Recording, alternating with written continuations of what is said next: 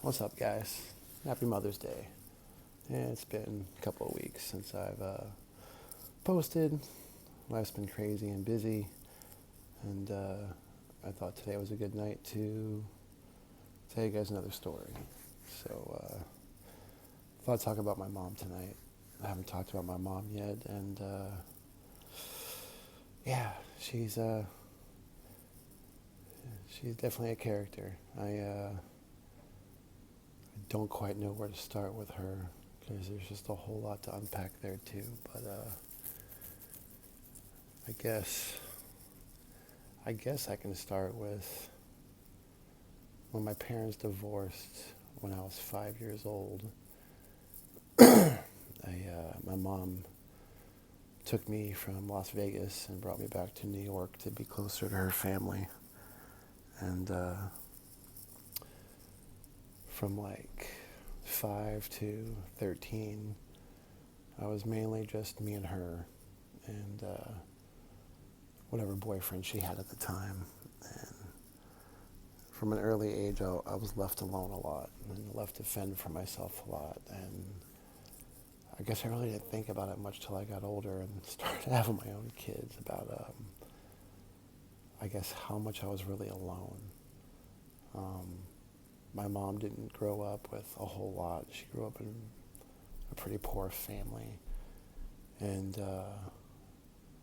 I guess to speak on a positive note from her, I got my hard work ethic from her. She was definitely a worker.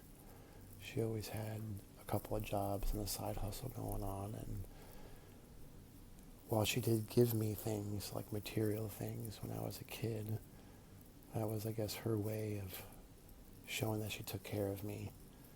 But aside from like having toys and clothes and things like that, I was alone a lot. My mom used to work a night job at a cocktail bar or something. She was a cocktail waitress, and she did some pretty shady stuff. There used to be like racks of clothing, like leather clothing in our house. She used to sell like leather jackets and stuff. There was a lot of drugs in the house, a lot of cocaine. When I was a kid, I knew not to touch it, but I didn't really understand what it was until I got older. And there was like plates of cocaine on our coffee table. And it's pretty crazy to think about in my memories, but it was there. And I'm amazed I never touched it, at least not to my memory or anything like that. And I was left alone a lot. There would be times I'd wake up in the middle of the night. My mom wouldn't be there, like, at all. I remember this first time I woke up. It was when I was living on Bay 16th Street in New York. It was our first apartment after my parents got divorced. And I woke up in the middle of the night, and I freaked out. I was like maybe 5 or 6 years old, probably 6 years old. And I was in a dark, dark home, nobody around. And after what seemed like an eternity, I went downstairs to the landlord. They lived in the basement at the time. And they brought me back upstairs and tucked me in and assured me everything was okay. And I didn't sleep at all that night. My mom came home from work when the sun came up. And I remember having to go to school by myself the next day.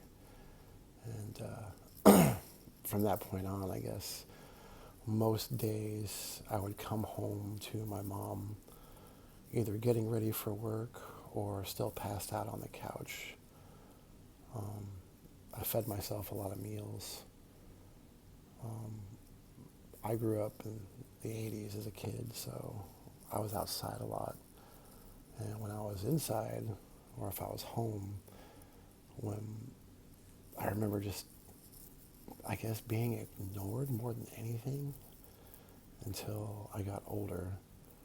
When I was like 11, when I started to become, like, I guess, a bigger kid. My dad had moved me and my mom to Las Vegas. At least that was what I was told, to be closer to him because he lived in Bakersfield, and that's where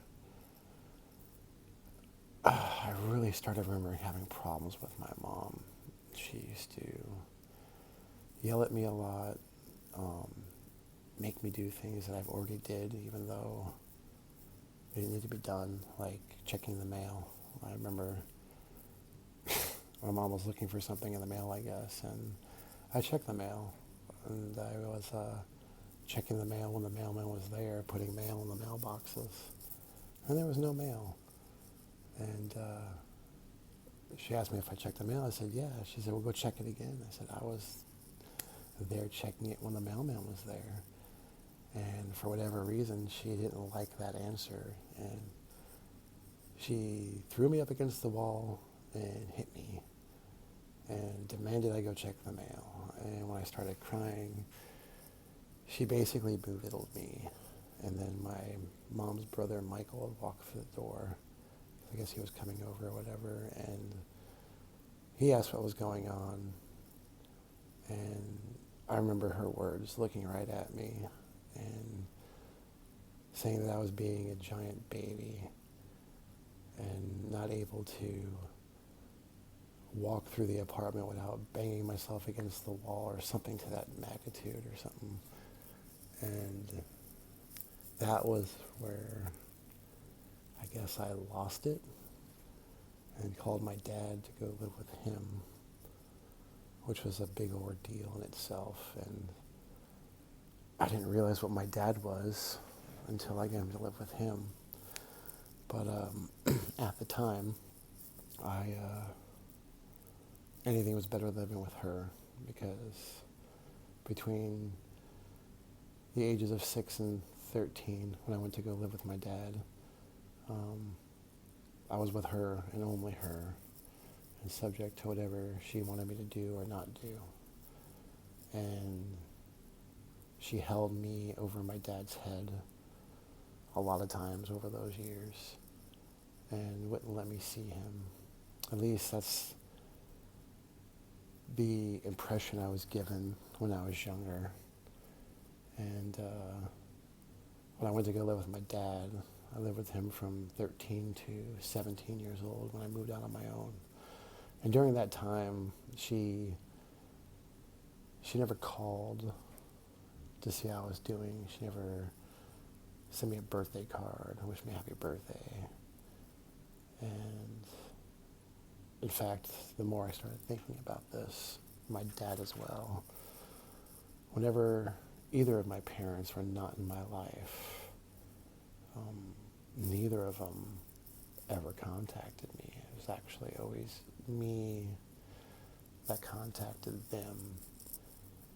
And this is something I recently didn't really discover until very recently, when I started talking to my father again, that neither of my parents ever, in my entirety of my life, reached out to me, ever.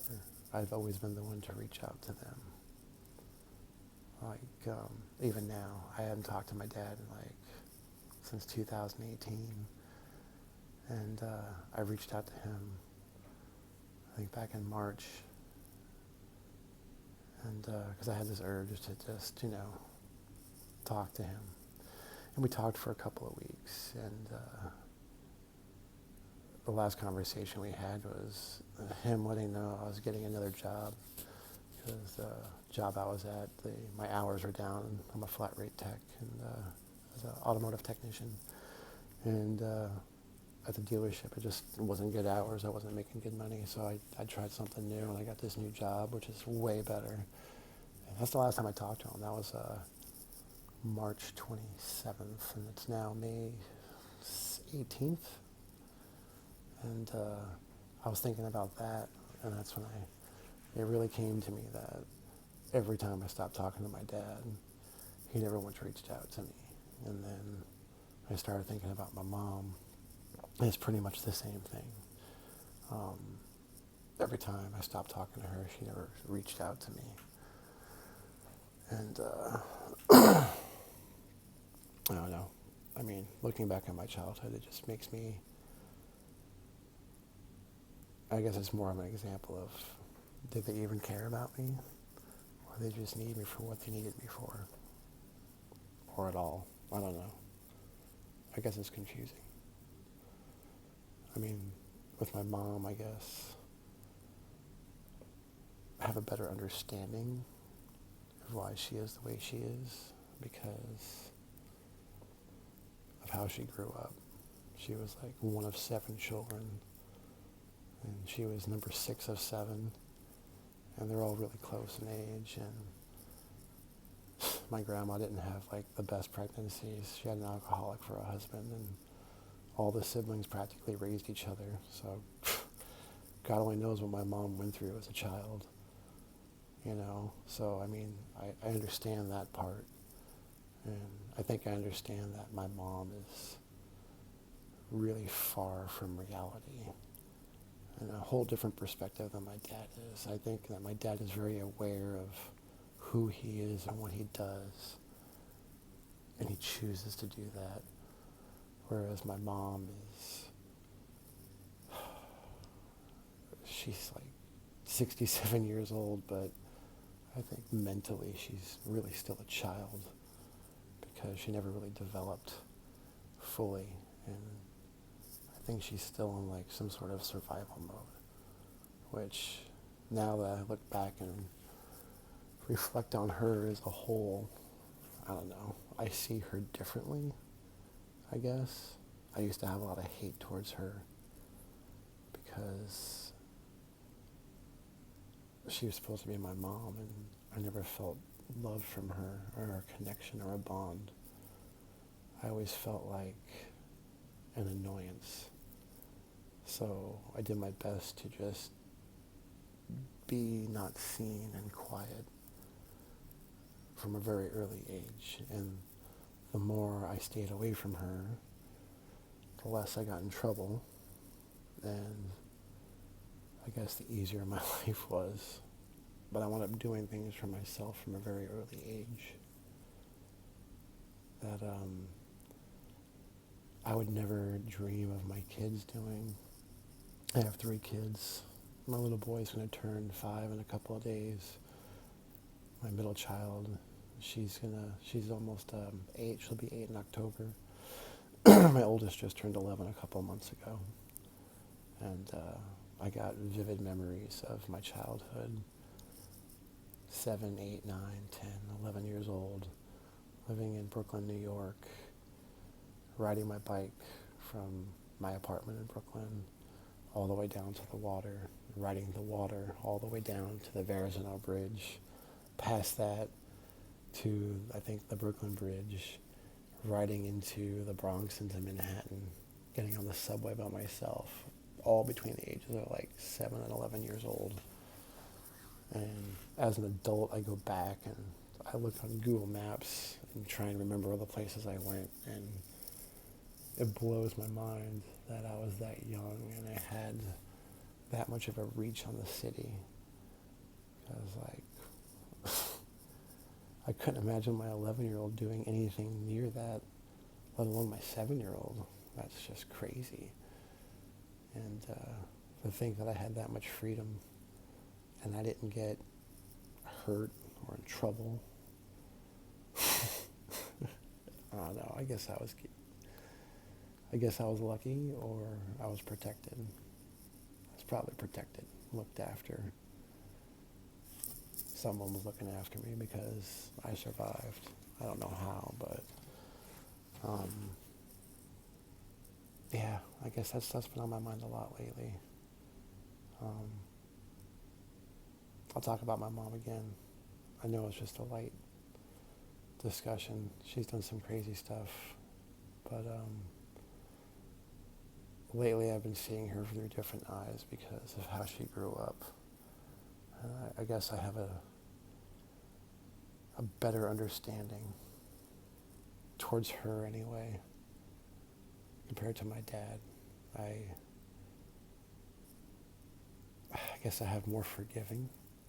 I feel more forgiving for her. I guess because deep down, she lives in her own altered universe.